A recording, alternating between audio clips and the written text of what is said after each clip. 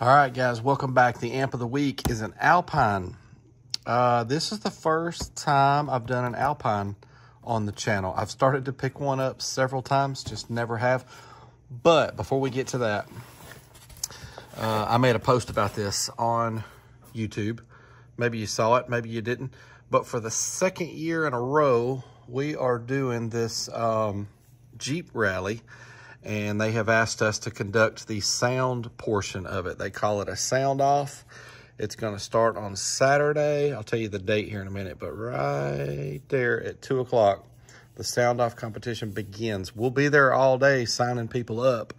But I know this is a Jeep event, but the sound off is for any type of vehicle. And last year we had probably more vehicles in it than Jeeps.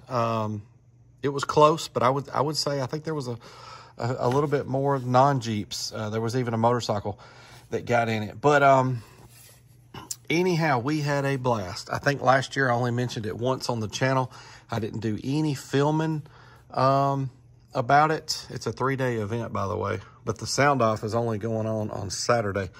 But so if you're in North Alabama, this is in the Coleman area. And man, feel free to come on out. It's $20 to enter. It is all going to charity. And if you've ever wanted to get your ride metered, I'm going to be there with my base meter, and that's how we're going to do the base portion of the competition is DB scores. So I know there's a lot of people out there that probably wonder what they score, but they don't have access to a meter. That's a great way to do it. But Saturday, September the 14th, it's actually 3 days from today as I filmed this. But as you guys are watching this, it's 2 weeks from yesterday. But Saturday, September the 14th, 2024, it's going to be a great time. So if you can, come on out and let's sit around and chat about some car audio and get some demos and get your ride DB'd. Anyhow, let's get on to this Alpine.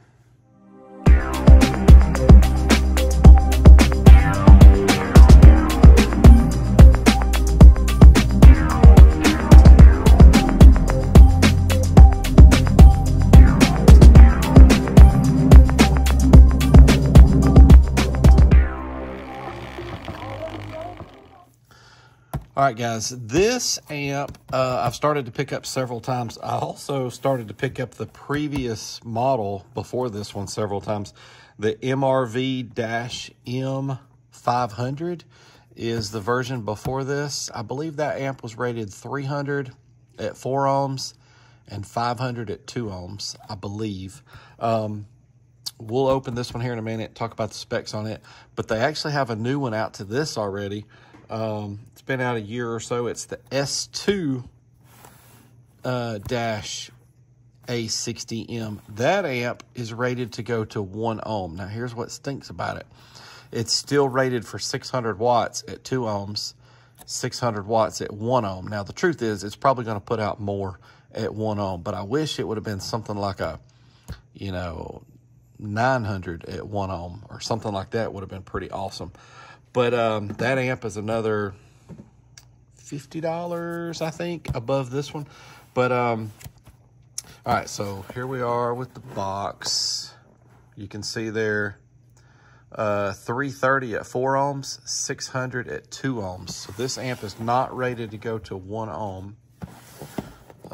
Pretty plain box. Do we have any other specs or anything? A little bit. Okay, let's get it out of the box. I have not unboxed this yet. You guys are watching me as we do this. All right, this is cool. We have a burst sheet. We have a burst sheet. 658. I tell you what's cool about that. That is written in with pen. You can tell that's not just stamped. I highly doubt they test them all. But the truth is, I don't really know. I'll check out the manual for you guys, but that's always cool seeing burst sheets. All right, let's get to the rest of it. This is definitely packaged different than what we normally see. Yeah, this is really, check that out. This bubble stuff. That is, I don't ever see that. Okay, cool. Nice handy size. Good weight to it. See 2 green fuses. That's a good sign. All right, let's get it out of the package here. What do we see there? Made in Korea. How about that? Made in Korea. I figured it was made in China. I know Alpine back in the day was Japanese. I believe I'm saying that right. Y'all correct me if I'm wrong. All right, wow. All right, at first glance, I like it. The fit and finish is really good. That finish on that is different than I thought it was gonna be, but I like it. It is pretty sharp. That probably lights up, don't it?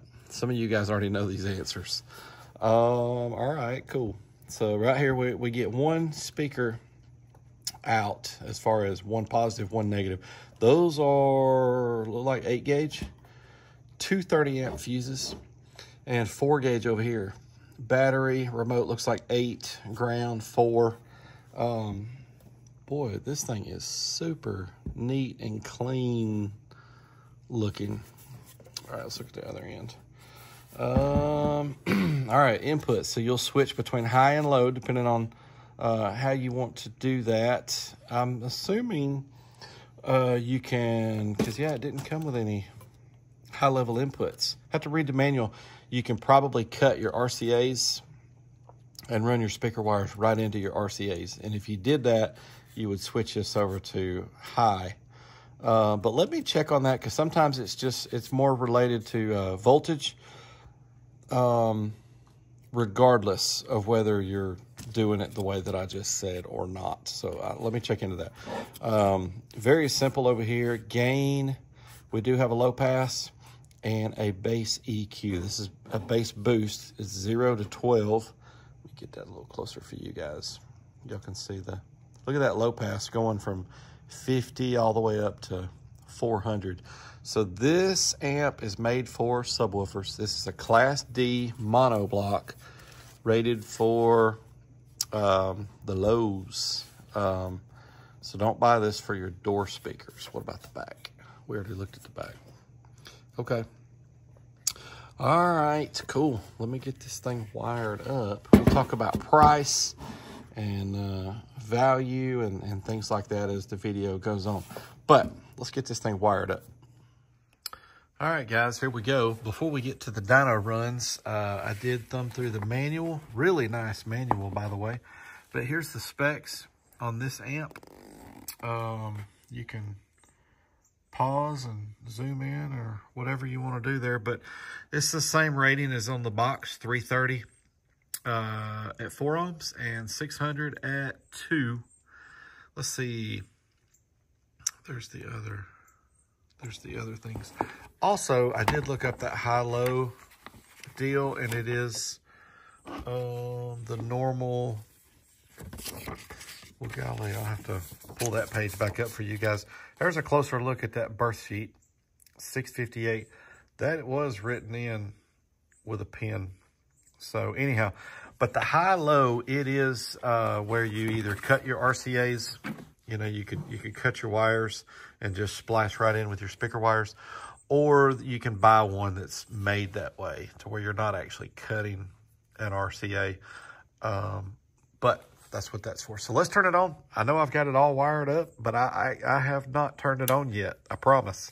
I think this is going to light up, but let's turn it on up here. Here's our on for the amp. There we go. 3, 2, 1.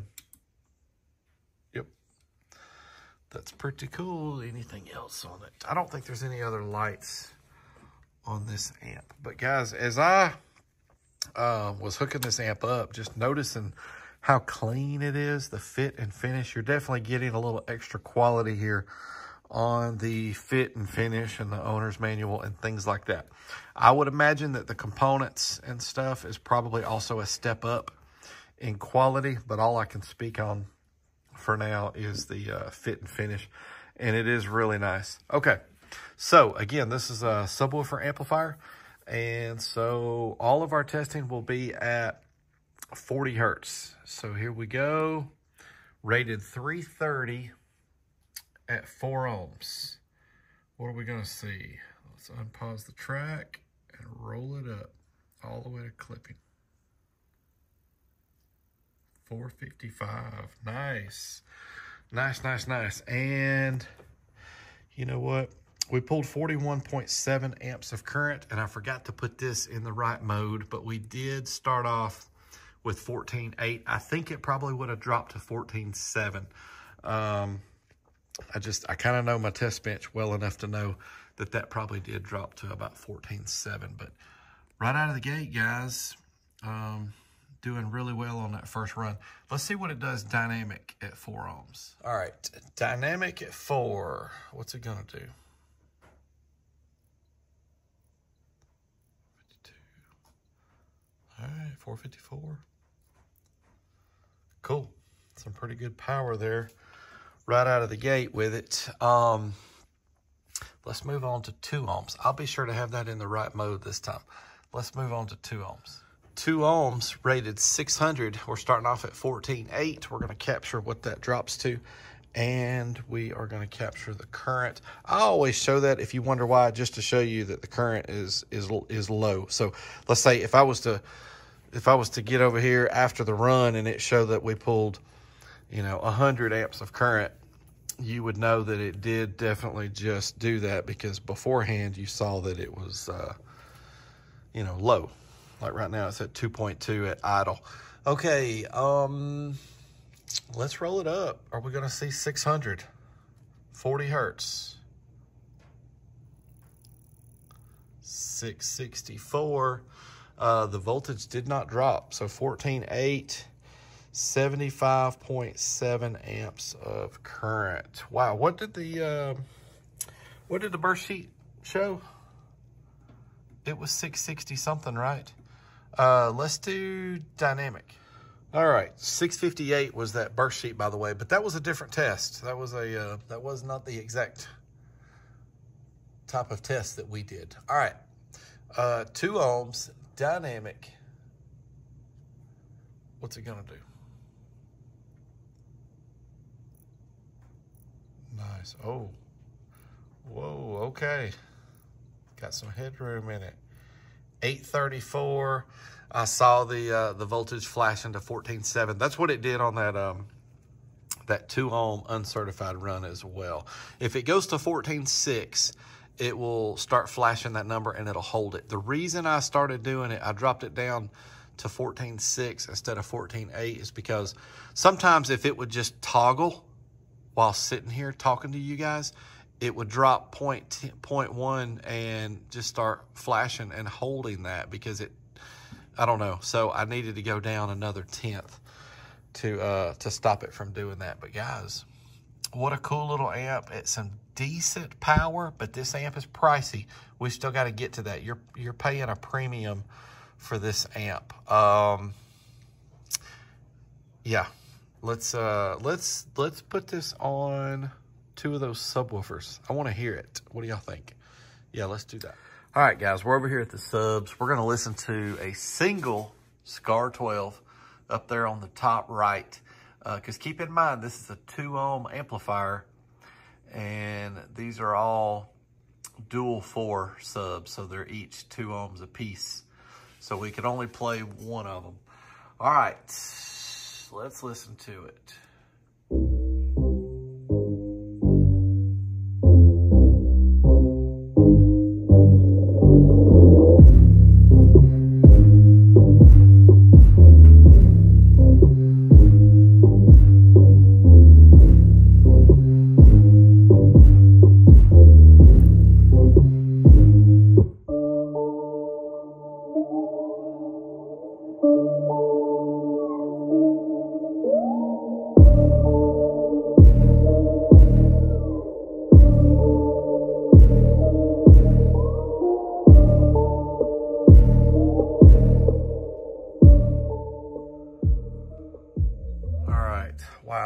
this amp has some really good dynamic headroom in it. 955, and that's legit because I watched it climb as I was still rolling it up, and it was climbing with each of those hits. So wow. I do think this is a good quality amp. I think as far as bargains go, that's a little questionable. But let's get this over there. Let's take the back plate off of it, look at the guts, and talk about the price a little bit more. All right, guys, here we go. It's the gut shot. 3, 2, 1. All right. Y'all let me know, does that look like a, what, 670 uncertified, or 660, and then about a 8 to 900 dynamic? Check this out. We do have some Nichicon, hope I'm saying that right, caps. But tell me what you guys see on this board that you do and don't like. All right. Guys, so here's the thing with this amp. This amp, I paid $144.95, and with tax, $156.55. So I'm not gonna act like that's a lot of money because it's not. But did you notice that this amp did not come with a bass knob? Did you notice that, which side is it? It doesn't have Tiffany RCAs, and it's got plastic knobs there for the controls, and it's not rated to go to 1 ohm. Now, does it perform well? And is the fit and finish really nice on it? Yes, it is. But I feel like that's a premium these days. I mean, what can you get for $150 these days? But at the same time, it did 900 dynamic. I don't know. I'm really torn about this one. You know, I felt better about that Pioneer a couple weeks ago. That Pioneer was a 1 ohm amp. It was a little bit less money than this one. And what was the power output on that one? It did more power than this one. And I thought the fit and finish on that amp was really good too. I don't know. Y'all tell me what you think, right? All of these are just opinions. But y'all tell me what you think about this amp versus maybe some of the other amps and value-wise and all of that. But I'll quit rambling. Let's get the plate back on and let's get the card filled out. All right, guys, she did 664. That was at 40 hertz, 2 ohms, uncertified. All right, guys. Hey, thanks so much for watching. I drop a video every week. Let me know what you've been thinking about the midweek videos that I've been dropping on Wednesdays. I think I've done that for about 4 weeks in a row now. Is that right? Anyhow, I don't know if I'm going to always be able to keep that up, but I will certainly drop those when I can. But thanks for the support. Thanks for the comments. Guys, have a good week, and I'll see you next time.